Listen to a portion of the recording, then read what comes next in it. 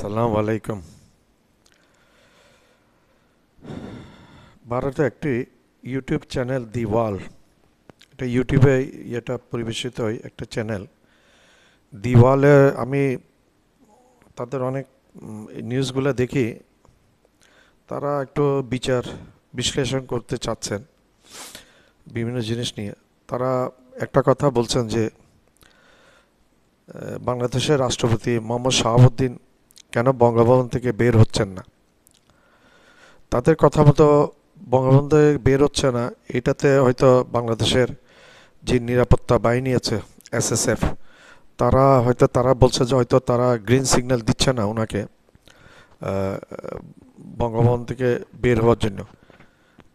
তারা ওয়ার্ল্ড বলতে চাচ্ছে উনি বের হলে হয়তো জনরোষের মধ্যে পড়তে পারে, আর এসএসএফ গ্রিন সিগন্যাল দিচ্ছে না, হয়তো তাকে সিকিউরিটির একটা ব্যাপার স্যাপার জড়িত আছে, সেটা হয়তো পুরোপুরি ইয়ে করার জন্য নিরাপত্তার কারণ ওনাকে হয়তো বের হতে এসএসএফ মানা করেছে, যার কারণে উনি বের হচ্ছেন না।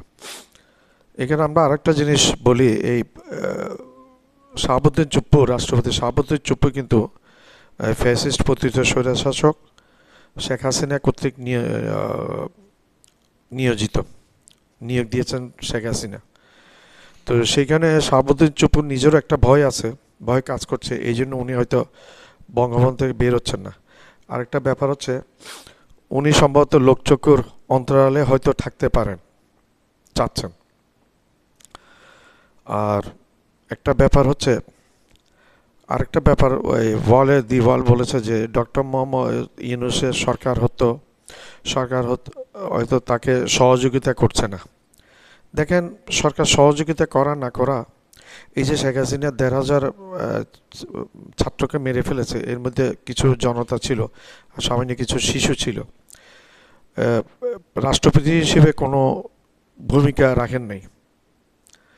যখন এইভাবে গণহত্যা চলছিল তখন এই শাহাবুদ্দিন চুপ্পুর কিন্তু কোনো ভূমিকা এখানে রাখেন নাই যে গণহত্যা না করার জন্য, বরং উনি চুপ থেকেছেন, যেটাতে বোঝা যায় ওনার এই গণহত্যায় শেখ হাসিনা যা করেছে প্রত্যেকটা কিছুতে ওনার সমর্থন ছিল, ওনার গ্রিন সিগন্যাল ছিল, সমর্থন ছিল।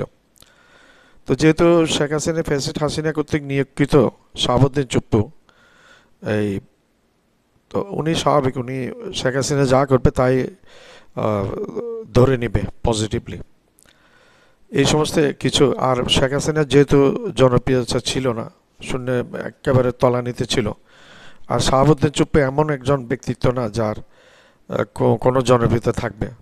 আর বিশেষ করে সে একটা অখ্যাত একজন মানুষ ছিল। উনি হতে পারে উনি মুক্তিযোদ্ধা এবং উনি বিচারপতি ছিলেন এক সময়, আর উনি ইসলামী ব্যাংকেরও উচ্চ পর্যায়ে পোস্টে ছিলেন উনি। আরও কিছু কিছু দুদকেও সম্ভবত ছিলেন। যা হোক, এই সমস্ত কিছু কিন্তু ওনাকে ফ্লোরিশ করেন, উনি হাইলাইটে আসেননি।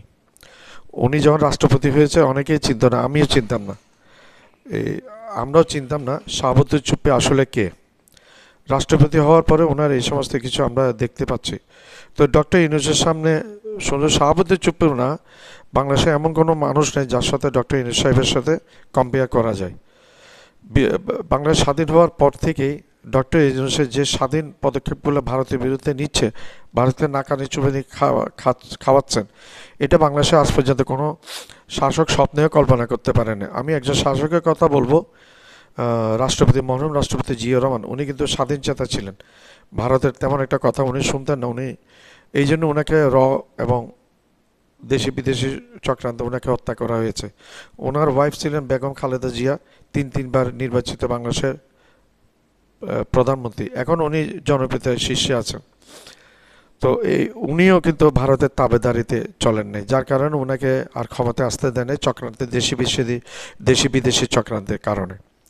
তো এই শাহাবুদ্দিন চুপ্পু মাথায় এটা আছে যে জনধিকৃত একটা সরকার কর্তৃক নিয়োগকৃত একজন রাষ্ট্রপতি তিনি, হয়তো এই সমস্ত কারণে শাহাবুদ্দিন চুপ্পু বের হচ্ছেন না, আর নিজের নিরাপত্তা নিয়ে হয়তো শঙ্কিত আছেন, যার কারণে উনি বের হচ্ছেন না। আমার চ্যানেলটি, আমার এই ভিডিওটি পুরো দেখবেন, টেনে টেনে দেখবেন না, পুরো বিস্তারিত এখানে বলা আছে। দ্য ওয়ালে আপনাদের স্বাগত। আজ আমাদের বিষয় বাংলাদেশের রাষ্ট্রপতি মোহাম্মদ শাহাবুদ্দিন তিনি কেন বঙ্গভবন থেকে বেরোচ্ছেন না। আপনারা সকলেই জানেন যে সোমবার ঈদুল ফিতরের নামাজ তিনি পাঠ করেছেন বঙ্গভবনে। সাধারণভাবে যেটা দীর্ঘদিনের রীতি ছিল সেটি হচ্ছে যে রাষ্ট্রপতি, প্রধানমন্ত্রী এরা সকলেই জাতীয় ঈদগাহ ময়দানে তারা নামাজ পাঠে অংশ নেন। কিন্তু রাষ্ট্রপতি শাহাবুদ্দিন তিনি এবছর বঙ্গভবনে নামাজ পাঠ করেছেন। রাষ্ট্রপতি কোথায় নামাজ পাঠ করবেন এটা সরকারের সিদ্ধান্ত। করোনার সময় বেশ কয়েক বছর জাতীয় ঈদগাহ ময়দানে নামাজ পাঠ বন্ধ ছিল। সেই সময় তৎকালীন রাষ্ট্রপতি আব্দুল হামিদ তিনি বঙ্গভবনেই নামাজ পাঠ করেছিলেন। এটাই স্বাভাবিক, যেহেতু সরকারি সিদ্ধান্ত ছিল যে করোনা আটকাতে ওই রকম কোনো বড় জমায়েত হবে না। কিন্তু সেটা ছিল ব্যতিক্রমী সিদ্ধান্ত। এবছর দেখা গেল যে সরকার জাতীয় ঈদগাহ ময়দানে রাষ্ট্রপতির নামাজ পাঠের সিদ্ধান্ত নেয়নি। তারা যে বার্তা পাঠায় তাতে রাষ্ট্রপতিকে বঙ্গভবনে নামাজ পাঠ করতে হয়। এখন এটা শুধুমাত্র এই ঈদের দিনের নামাজ পাঠের বিষয় নয়। আপনারা যদি একটু ভালো করে লক্ষ্য করেন যে গত বছর 5 আগস্টের গণ অভ্যুত্থানে শেখ হাসিনা সরকারের পতনের পর থেকে রাষ্ট্রপতি শাহাবুদ্দিন কিন্তু এক দুটি রাষ্ট্রীয় কার্যক্রম বাদে তিনি রাষ্ট্রপতি ভবন থেকে অর্থাৎ বঙ্গভবন থেকে বের হচ্ছেন না। আপনারা সকলেই জানেন যে গত 21শে ফেব্রুয়ারি ভাষা শহীদ দিবসে দীর্ঘদিনের রীতি ছিল যে রাষ্ট্রপতি এবং প্রধানমন্ত্রী তারা পরপর জাতীয় স্মৃতিসৌধে তারা পুষ্পস্তবক অর্পণ করবেন, শ্রদ্ধা জানাবেন। এবং একটা রীতি ছিল যে প্রধানমন্ত্রী বা সরকার প্রধান যারা থাকবেন তারা রাষ্ট্রপতিকে স্বাগত জানাবেন ওই অনুষ্ঠান মঞ্চে। কিন্তু এবার আমরা লক্ষ্য করলাম যে রাষ্ট্রপতি শাহাবুদ্দিন গেলেন, তিনি পুষ্পস্তবক অর্পণ করলেন, কিন্তু সরকারের তরফে কেউ তার সঙ্গে সৌজন্য বিনিময় পর্যন্ত করলেন না। একমাত্র ঢাকা বিশ্ববিদ্যালয়ের উপাচার্য, যিনি ভাষা শহীদ দিবসের অনুষ্ঠানের মুখ্য আয়োজক, তিনি একমাত্র রাষ্ট্রপতিকে স্বাগত জানালেন এবং তিনি নীরবে পুষ্পস্তবক অর্পণ করে আবার ফিরে চলে গেলেন রাষ্ট্রপতি ভবনে। তারও মিনিট সাতেক পরে প্রধান উপদেষ্টা মোহাম্মদ ইউনূস এসে হাজির হন। এছাড়া আরো বেশ কিছু অনুষ্ঠানেও দেখা গিয়েছে যে সৌজন্য সাক্ষাৎ যেটাকে বলা হয়, যেটা রাষ্ট্রীয় বিধি অনুযায়ী একেবারেই বাধ্যতামূলক, সেই বিষয়গুলো কিন্তু বর্তমান রাষ্ট্রপতির সঙ্গে বর্তমান সরকার রক্ষা করছে না। যেমন 16ই ডিসেম্বর বিজয় দিবস বা 26শে মার্চ স্বাধীনতা দিবস, এই সমস্ত গুরুত্বপূর্ণ দিনে যেটা হয় যে কোনো এক সময় প্রধানমন্ত্রী বা সরকারের প্রধান তিনি রাষ্ট্রপতি ভবনে গিয়ে রাষ্ট্রপতির সঙ্গে সৌজন্য সাক্ষাৎ করেন, খানিক কথাবার্তা হয়। এটাই হচ্ছে দীর্ঘদিনের প্রচলিত রীতি, কিন্তু এইগুলো মোহাম্মদ ইউনূস সরকারের তরফে করা হচ্ছে না। শুধু তাই নয়, আপনারা যদি খুব লক্ষ্য করে থাকেন যে মোহাম্মদ ইউনূস এ পর্যন্ত প্রায় 4 থেকে 5বার তিনি বিদেশ সফর করেছেন। সরকারি নিয়ম হচ্ছে বা রাষ্ট্রীয় বিধি হচ্ছে যে প্রধানমন্ত্রী তিনি বিদেশ সফরে গেলে ফিরে এসে তিনি রাষ্ট্রপতিকে তার সফর সম্পর্কে অবহিত করবেন। অর্থাৎ ফিরে এসে তিনি বলবেন যে যে দেশে তিনি গিয়েছিলেন সেখানে তার সঙ্গে সেই সরকারের কি ধরনের আলোচনা হলো, কোন কোন বিষয়ে চুক্তি হলো, কোন কোন বিষয়ে সমঝোতা স্বাক্ষর হলো, এই বিষয়গুলো তিনি অবহিত করবেন। এটাই কিন্তু সব দেশেই কম বেশি, যেখানেই এই রাষ্ট্রপতি প্রধানমন্ত্রী কেন্দ্রিক শাসন ব্যবস্থা আছে সেখানে এটাই রীতি। বাংলাদেশেও এই রীতি মেনেই সরকার চলেছে শেখ হাসিনা সরকারের সময় পর্যন্ত। কিন্তু মোহাম্মদ ইউনূস একবারের জন্য কিন্তু আর রাষ্ট্রপতি ভবনে যাননি। আমি যদি ভুল না করি তাহলে এটাই ঠিক যে 8 আগস্ট, গত বছর 8 আগস্ট মোহাম্মদ ইউনূস যেদিন প্রধান উপদেষ্টা হিসেবে শপথ নেন, একমাত্র সেদিনই তিনি রাষ্ট্রপতি ভবনে গিয়েছিলেন, আর তিনি কখনো রাষ্ট্রপতি ভবনে যাননি। সদ্য তিনি চীন সফর করে ফিরেছেন, তাও 3-4 দিন হলো বটে, কিন্তু তিনি রাষ্ট্রপতি ভবনে যাননি। যদিও সেনা প্রধান তিনি তার নিয়ম মেনে প্রধান উপদেষ্টার সঙ্গে দেখা করেছিলেন এবং তিনি দেশের পরিস্থিতি তার কাছে তুলে ধরেন। এই সমস্ত বিষয় কিন্তু সেনাপ্রধান তার সৌজন্য হিসেবে তিনি সেই কর্তব্যটি পালন করেছেন, কিন্তু প্রধান উপদেষ্টা রাষ্ট্রপতির প্রতি এই কর্তব্য পালন করছেন না। আরো একটি বিষয় লক্ষণীয় যে এই যে রাষ্ট্রীয় দিবস যেটাকে বলা হয় জাতীয় দিবস, 16ই ডিসেম্বরের বিজয় দিবস বা 26শে মার্চের স্বাধীনতা দিবস বা 21শে ফেব্রুয়ারি, এই যে গুরুত্বপূর্ণ দিনগুলি, এই দিনগুলিতে শুধুমাত্র মোহাম্মদ সাহাবুদ্দিন শহীদ মিনারে গিয়েছেন, পুষ্পস্তবক অর্পণ করেছেন। এবারে 21শে ফেব্রুয়ারিতে দেখা গেল যে রাত 9টা সাড়ে 9টা পর্যন্ত এই ব্যাপারে কোনো সরকারি সিদ্ধান্তই জানা যাচ্ছিল না। বঙ্গভবনও নীরবতা পালন করছিল যে রাষ্ট্রপতি সত্যিই ভাষা শহীদ স্মারক স্মৃতিতে গিয়ে পুষ্পস্তবক অর্পণ করবেন কিনা। তার কারণ নিরাপত্তা বাহিনী তার ক্ষেত্রে সবুজ সংকেত দিচ্ছিল না। এবং যেটা দেখা গেল যে তিনি যখন গেলেন তখন অদূরে একদল ছাত্র তারা বিক্ষোভ দেখাচ্ছিলেন, রাষ্ট্রপতির পদত্যাগ দাবি করছিলেন। এর আগে বঙ্গভবনের সামনেও রাষ্ট্রপতির পদত্যাগ চেয়ে বিক্ষোভ মিছিল হয়েছে এবং সেগুলো মূলত করেছেন বৈষম্য বিরোধী ছাত্র আন্দোলনের নেতৃত্ব, যারা এখন রাজনৈতিক দল গঠন করেছেন জাতীয় নাগরিক পার্টি বা এনসিপি। তারা নানান জায়গাতে রাষ্ট্রপতিকে বিক্ষোভ দেখাতে পারেন মূলত এই আশঙ্কার কারণেই নিরাপত্তা এজেন্সিগুলি রাষ্ট্রপতির ভবনের বাইরে অর্থাৎ বঙ্গভবনের বাইরে কোনো কার্যক্রমে তারা সায় দিচ্ছে না বা তারা অনুমোদন করছে না। একদিকে এই ছাত্রদের রাষ্ট্রপতিকে ঘিরে বিক্ষোভ দেখানোর সম্ভাবনা, এই আতঙ্ক বা এই দুশ্চিন্তার কারণে নিরাপত্তা বাহিনী ছাড়পত্র দিচ্ছে না। অন্যদিকে মোহাম্মদ ইউনূস তিনি পদে পদে রাষ্ট্রপতিকে অবমাননা করছেন। দেশের রাষ্ট্রপতি তিনি হচ্ছেন সাংবিধানিক প্রধান, সংবিধানের রক্ষক তিনি। বাংলাদেশের সংবিধান বদলের একটা বড় কার্যক্রম শুরু হয়েছে, তার জন্য একটা কমিশন তৈরি হয়েছে। কিন্তু বিদ্যমান সংবিধানে রাষ্ট্রপতির যেটুকু ক্ষমতা এবং মর্যাদা প্রাপ্য সেটাও কিন্তু বর্তমান রাষ্ট্রপতিকে দেওয়া হচ্ছে না।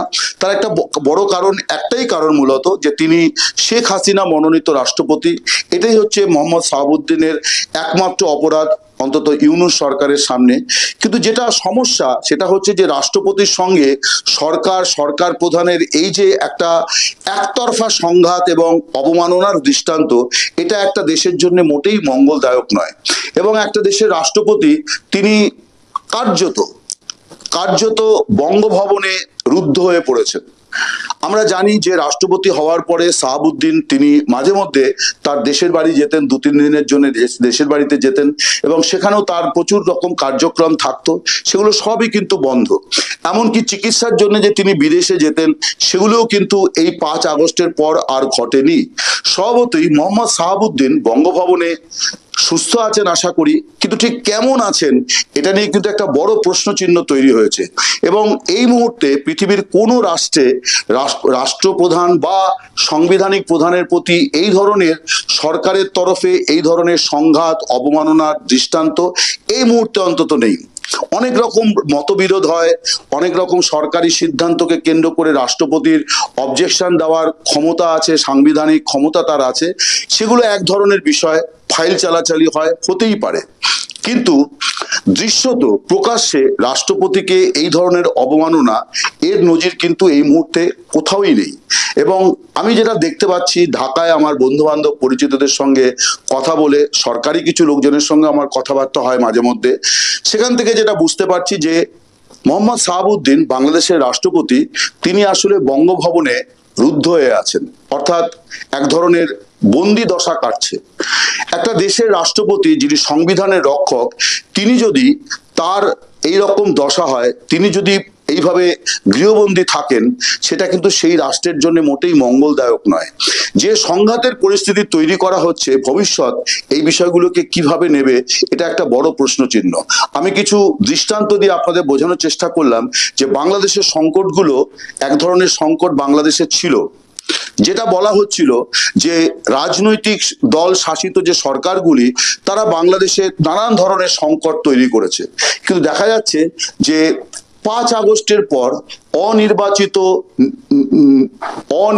দলীয় সরকারের কার্যক্রমের মধ্যে বারে বারে দেখা যাচ্ছে নতুন সংকট তৈরি, এবং এই সংকট তৈরি হচ্ছে একেবারে দেশের রাষ্ট্রের কর্ণধার, রাষ্ট্রের প্রধান, সংবিধানের প্রধান, তার প্রতি অবমাননার মধ্য দিয়ে।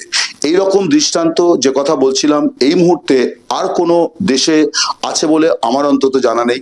আমি পরিস্থিতিটা আপনাদের কাছে ব্যাখ্যা করলাম যে অত্যন্ত দুর্ভাগ্যজনক যে এমনকি ঈদের নামাজ পড়ার জন্যও দেশের রাষ্ট্রপতি তিনি জনগণের সঙ্গে মিশতে পারলেন না, তিনি জাতীয় ঈদগাহ ময়দানে যেতে পারলেন না, কারণ নিরাপত্তা এজেন্সিগুলি তাকে সেই তার নিরাপত্তার কারণে ঝুঁকি নিচ্ছে না।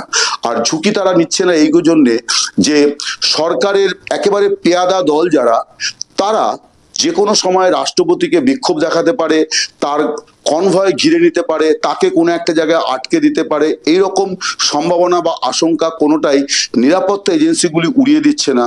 তাই শাহাবুদ্দিন তিনি রাষ্ট্রের সংবিধানের রক্ষক হয়েও তার এখন একটা বন্দি দশা চলছে।